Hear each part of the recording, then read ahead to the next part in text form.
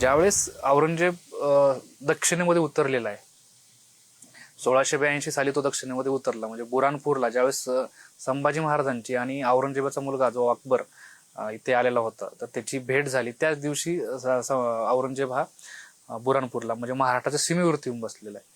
तर ज्यावेळेस औरंगजेब दक्षिणेवरती चालून येतोय, तर औरंगजेबाविरुद्ध जसं संभाजी महाराजांनी एकट्यानेच उठाव केलेला आहे का, किंवा ते त्या गोष्टीमध्ये कुणाकुणाची मदत घेत आहेत आणि त्यांना या कार्यामध्ये कोण कोण मदत करते, ह्या गोष्टी पडकन आपण लक्ष दिलेलं पाहिजे. एक गोष्ट आपल्या सर्वांना माहिती की ज्यावेळेस छत्रपती शिवाजी महाराज हयात होते 1680 पर्यंत, औरंगजेब दक्षिणेमध्ये आलेला नव्हता शिवाजी महाराज हयात असताना.